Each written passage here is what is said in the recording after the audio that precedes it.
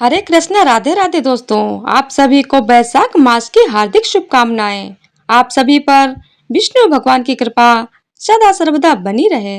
आपसे अनुरोध है कि कथा को पूरा अवश्य सुनेगा। यदि आपने अभी तक चैनल को सब्सक्राइब नहीं किया है तो कृपया चैनल को सब्सक्राइब कर लीजिएगा, ताकि आपको हमारे चैनल पर प्रतिदिन नियम से सुनने को मिलते रहे वैशाख मास के महात्म्य में। तो आज की इस वीडियो में हम लोग सुनेंगे वैशाख मास महात्म्य का 5वां अध्याय, भगवान विष्णु द्वारा सृष्टि की रचना। नारद जी ने कहा, हे नृपश्रेष्ठ, अब तुम उस रहस्य को सुनो जिसके कारण वैशाख मास सभी मासों में उत्तम है। इस मास में किया हुआ धर्म समस्त धार्मिक कार्यों में श्रेष्ठ होता है। इसमें किया गया दान समस्त दानों में श्रेष्ठ माना जाता है। यह मास समस्त पापों को नष्ट करने में श्रेष्ठ है। इन समस्त बातों को गुप्त रहस्य को सावधान होकर सुनो। हे राजन, जब सभी युगों की समाप्ति पर समस्त लोकों के स्वामी भगवान विष्णु समस्त सृष्टि को अपने उदर में रखकर शेषशाही होते हैं और योग निद्रा के वशीभूत होकर अनेकता रूपी एकता को प्राप्त होते हैं, तब एक निमेष बीतने के बाद वेदों की प्रार्थना पर भगवान अपनी निद्रा को त्यागते हैं। हे महाप्राज्ञ, चैतन्य होने पर भगवान श्री नारायण अपने उदर में स्थित जीवों की अपनी इच्छा मात्र से ही कर्मानुसार सृष्टि करते हैं। भगवान विष्णु की इच्छा होने पर उनकी नाभि से एक स्वर्ण कमल उत्पन्न हुआ और उसी कमल से विराट पुरुष रूपी ब्रह्मा उत्पन्न हुए। फिर भगवान की इच्छा अनुसार ब्रह्मा ने 14 भुवनों की रचना की तथा भिन्न भिन्न कर्म और आश्रमों की रचना की। तीनों गुण सत, रज और तम सभी भुवनों के अधिपति प्रकृति और मर्यादा की रचना भी हुई। इसके बाद वर्णाश्रमों की रचना करके धर्म की स्थापना हेतु चारों वेद, शास्त्र, स्मृति, पुराण तथा इतिहास के निमित्त उनके प्रवर्तक ऋषिगण प्रकट किए। उन ऋषियों ने अलग अलग वर्णों के अलग अलग धर्म सुनिश्चित किए तथा प्रजा को उत्पन्न कर उनमें धर्म के प्रति जिज्ञासा को श्रद्धा में बदला। जब सृष्टि का क्रम चल निकला तब भगवान विष्णु ने प्रजा के हृदय में भय स्थापित करने, परीक्षा लेने तथा यह देखने के लिए कि सभी आश्रमों की प्रजा धर्म के अनुसार आचरण करती है या नहीं, इच्छा की। भगवान ने चिंतन किया कि प्रजा धर्म का पूर्ण रूप से पालन किस समय कर सकेगी। वर्षा ऋतु में चारों ओर जल कीचड़ आदि होने के कारण प्रजा का चित्त ठीक नहीं रहता, उसे स्थानाभाव रहता है और अनेक कलेशों के होने से वह दुखी रहती है। वर्षा ऋतु में फसल आदि बोने की तैयारी में भी उसके पास समय की कमी रहती है। शरद ऋतु में खेती का काम बढ़ जाता है। इस समय सभी लोग अपने परिश्रम के फल को देखना चाहते हैं, इस कारण उनके हृदय में शांति नहीं होती और जब तक मन में शांति न हो धर्म में भी मन नहीं लगता है। हेमंत में शीत के प्रकोप के कारण सूर्योदय से पहले उठना ठीक नहीं लगता। ठंड लगने के कारण जब दुख होता है तब मन भी शांत नहीं रह पाता। शिशिर ऋतु में प्रातः काल शीत रहता है और फसल पकने का समय आ जाता है। इस कारण प्रजा समय पर प्रातः काल स्नान ध्यान नहीं कर पाती। बसंत ऋतु सब प्रकार से श्रेष्ठ सिद्धि है।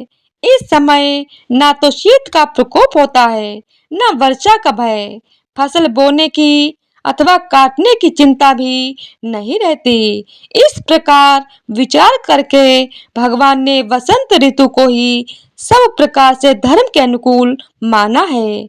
इस ऋतु में स्नान दान तप यज्ञ क्रिया भोग योग तथा सभी प्रकार के धर्म कार्य सुविधा पूर्वक किए जा सकते हैं। अस्तु यही समस्त ऋतुओं में अत्यंत श्रेष्ठ एवं धर्म के अनुकूल है। ऐसा विचार करके भगवान ने इसी ऋतु में धर्म की स्थापना करने का विचार किया। धन से सभी वस्तुएं प्राप्त होती हैं। धन से धर्म होता है तथा धर्म से मोक्ष मिलता है। अतः धनवानों को अपना धन सुकर्म में लगाना चाहिए।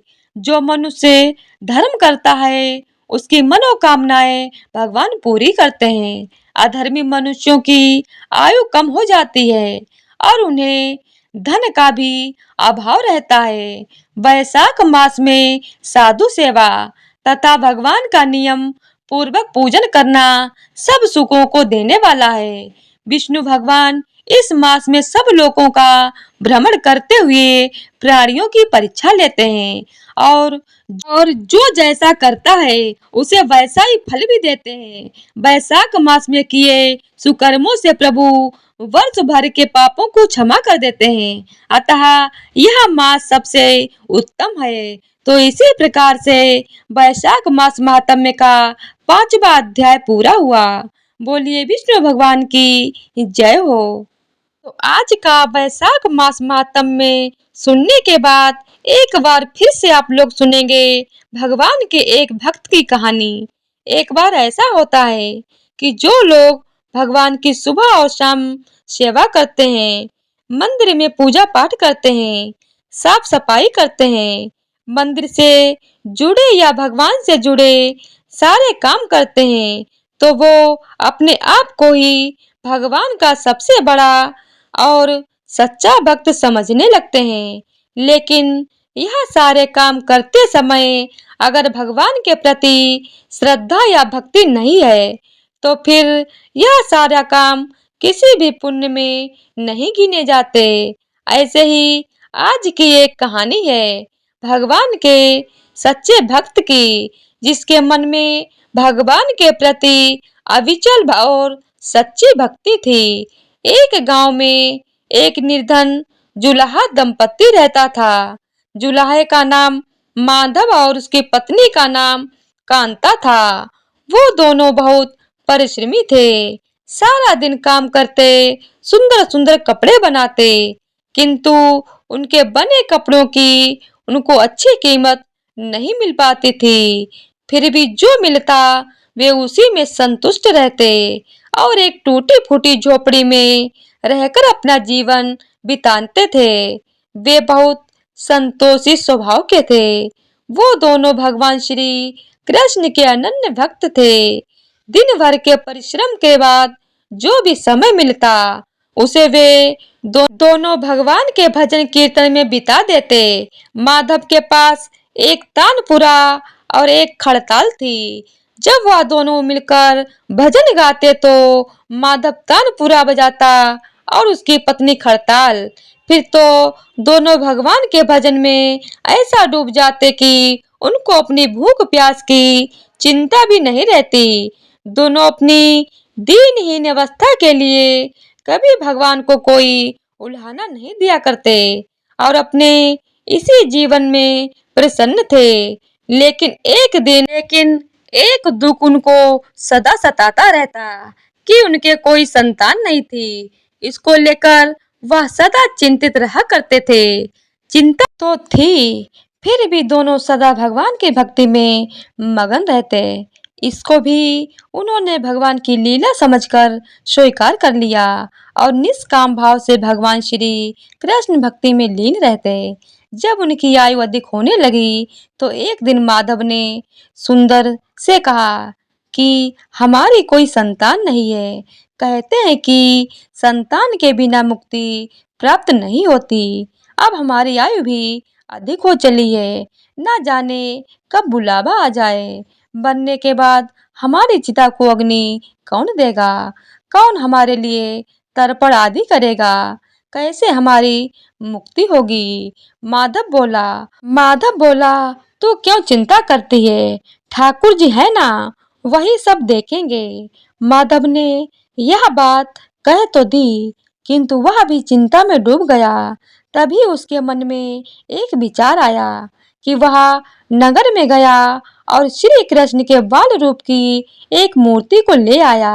घर आकर बोला, अब तुझे चिंता करने की कोई आवश्यकता नहीं है। मैं यहाँ बाल गोपाल लेकर आया हूँ। अब से यही हमारे पुत्र होंगे। माधव बोला, अगर हम संतानहीन हैं तो यह भी इन्हीं की इच्छा है। हम इनको ही अपने पुत्र के समान प्रेम करेंगे। यही हमारे पुत्र का दायित्व पूर्ण करेंगे। माधव की यह बात सुनकर कांता अत्यंत प्रसन्न हुई। उसने बाल गोपाल को लेकर अपने हृदय से लगा लिया और बोली, आप बिल्कुल ठीक कह रहे हैं। आज से यही हमारा लाला है। फिर क्या था, दोनों पति पत्नी ने घर का एक कोना साफ करके वहां बाल गोपाल के लिए एक स्थान बनाया और एक चौकी लगाकर उस पर बाल गोपाल को विराजित कर दिया। उस दिन से जुलाहा दंपति का नियम हो गया। वह प्रतिदिन बाल गोपाल को स्नान कराते, उनको धुले वस्त्र पहनाते, अपने पुत्र के समान ही उनको लाड लडाते, उन्हीं के सामने बैठकर भजन कीर्तन करते और वहीं सो जाते थे। वो दोनों अपने हाथों से बाल गोपाल के लिए सुंदर वस्त्र बनाकर उनको पहनाते, उन्हें खाना खिलाते, उनको झूला झुलाते और रात को उनको सुलाकर ही स्वयं सोते थे। इन सब में उनको बड़ा आनंद आता। धीरे धीरे दोनों बाल गोपाल को अपनी संतान के समान ही प्रेम करने लगे। बाल गोपाल अब बाल कृष्ण अब उनके परिवार का हिस्सा बन गए थे। कांता का नियम था कि वह रोज पहले अपने हाथों से अपने लाला को भोजन कराती, तब स्वयं भोजन करती थी। लाला को भोजन कराते समय उनको ऐसा ही प्रतीत होता जैसे वह अपने पुत्र को ही भोजन करा रही हो। उन दोनों के निश्चल प्रेम को देखकर करुणा निधान भगवान अत्यंत प्रसन्न हुए और उन्होंने अदृश्य रूप में आकर स्वयं भोजन खाना आरंभ कर दिया। कांता जब प्रेम पूर्वक बाल गोपाल को भोजन कराती तो भगवान को प्रतीत होता मानो वह अपनी माँ के हाथों से भोजन कर रहे हों। उनको कांता के हाथ से प्रेम पूर्वक मिलने वाले हर कौर में माँ का प्रेम प्राप्त होता था। भगवान श्री कृष्ण स्वयं माँ की उस प्रेम लीला के वशीभूत हो गए, किंतु कांता कभी नहीं जान पाई कि स्वयं बाल गोपाल उसके हाथ से भोजन करते हैं। एक दिन घर का काम बहुत अधिक होने के कारण कांता बाल गोपाल को भोजन कराना भूल गई। गर्मी का समय था। भरी दोपहरी में दोनों पति पत्नी कार्य करते करते थक गए और बिना भोजन किए ही सो गए। उनको सोए हुए कुछ ही देर हुई थी कि उनको एक आवाज आई, अरे मैया, बाबा, मुझको भूख लगी है। दोनों हड़बड़ाकर उठकर बैठ गए। चारों ओर देखा, आवाज कहाँ से आई, किंतु कुछ दिखाई नहीं दिया। तभी अचानक लीला को याद आया कि आज उसने अपने लाला को भोजन नहीं कराया है। वह हड़बड़ाकर उठी और दौड़कर लाला के पास पहुंची तो देखा कि बाल गोपाल का मुख कुम्हलाया हुआ है। इतना देखते ही दोनों पति पत्नी वहीं उनके चरणों में गिर पड़े। दोनों की आंखों में आंसुओं की धार बह निकली। लीला तुरंत भोजन लेकर आई और ना जाने कैसा प्रेम उमड़ा कि उसने लाला को उठाकर अपनी गोद में बिठा लिया और भोजन कराने लगी। दोनों पति पत्नी रोते जा रहे थे और लाला को भोजन कराते जा रहे थे। साथ ही बार बार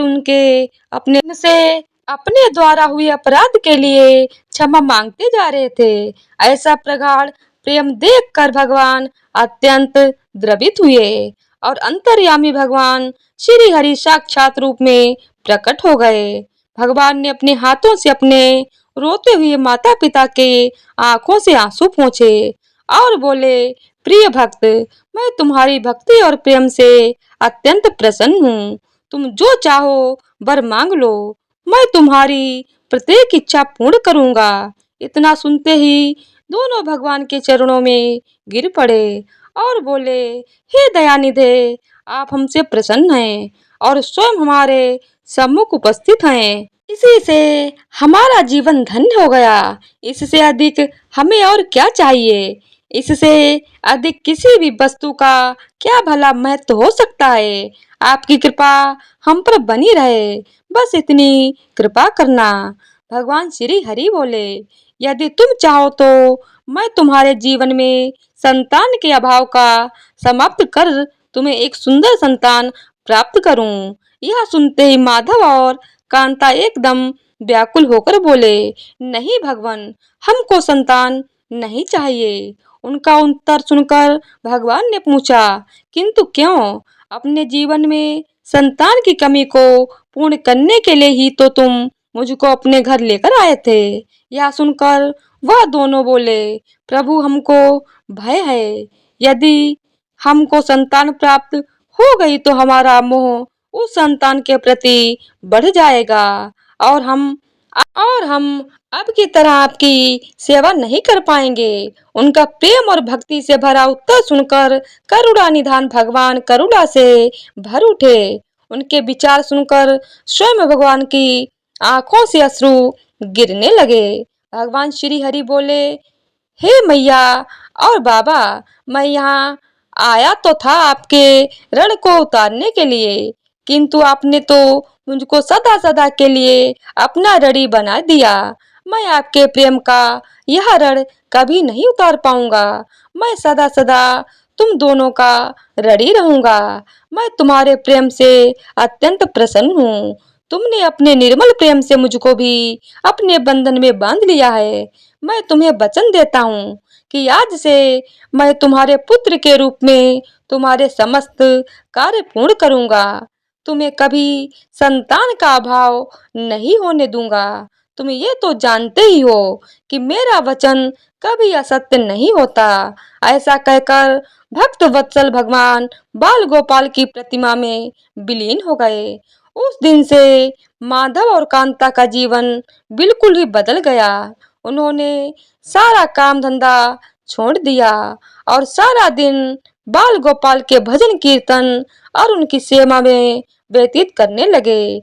भजन करते हुए उनको ना भूख सताती और ना ही प्यास लगती थी। उन्होंने सभी प्रकार की इच्छाओं का पूर्ण रूप से त्याग कर दिया। अब माधव कभी कोई कार्य करता तो केवल अपने बाल गोपाल के लिए सुंदर सुंदर वस्त्र बनाने का।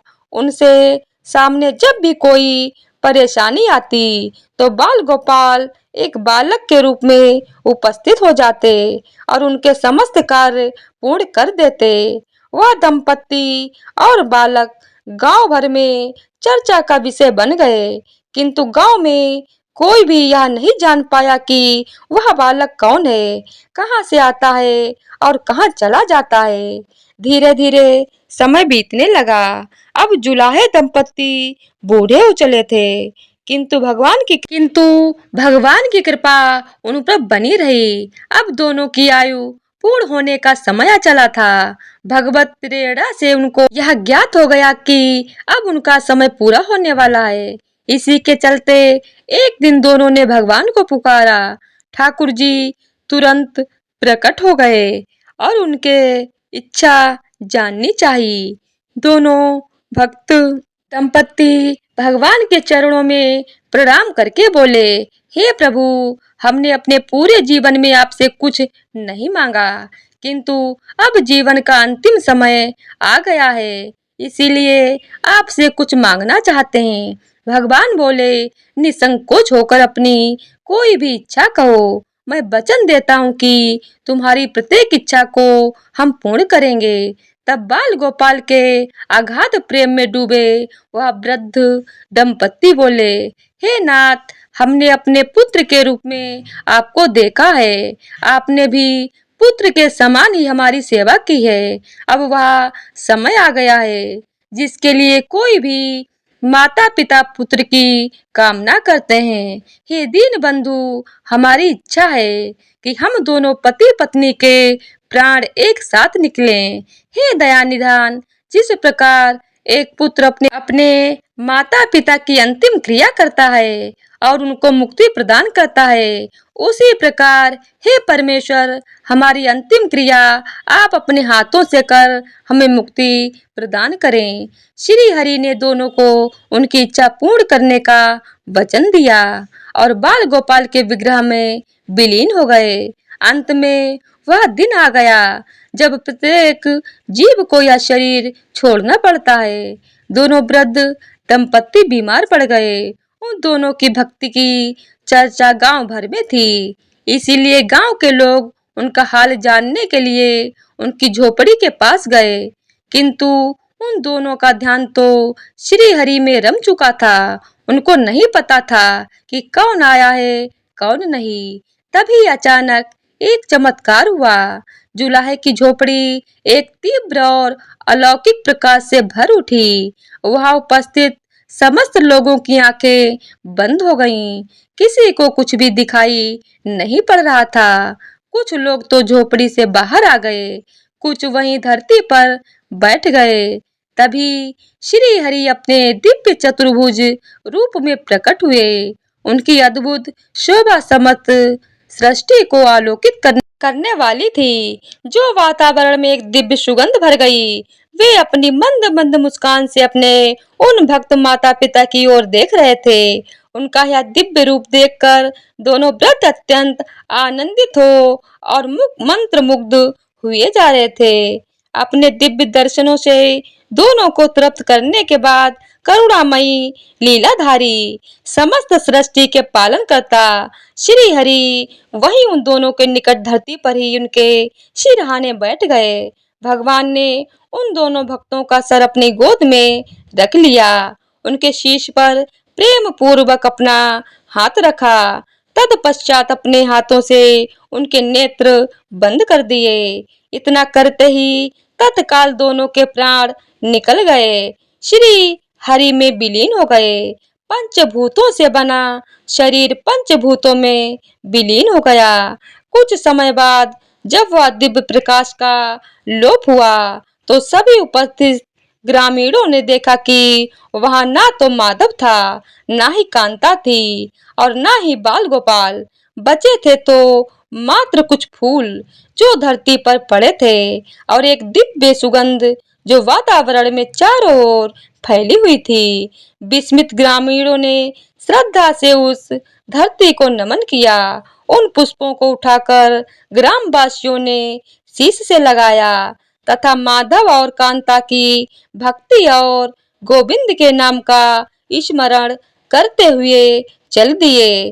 उन पुष्पों को श्री गंगा में विसर्जित करने के लिए सच्चा भक्त वह आए जो एक क्षण के लिए भी भक्ति से विमुख नहीं होता है, अर्थात जिसका चित्त ईश्वर में अखंड बना रहता है, वही सच्चा भक्त कहलाता है। सरल शब्दों में कहें तो भक्ति के अंतिम चरण का अनुभव करने वाले को ही भक्त कहते हैं। तो एक बार प्रेम से बोलिए विष्णु भगवान की जय हो। तो आज की वीडियो अगर आप लोगों को पसंद आई हो तो वीडियो को लाइक शेयर और चैनल को सब्सक्राइब कर दीजिएगा। धन्यवाद। जय श्री हरि।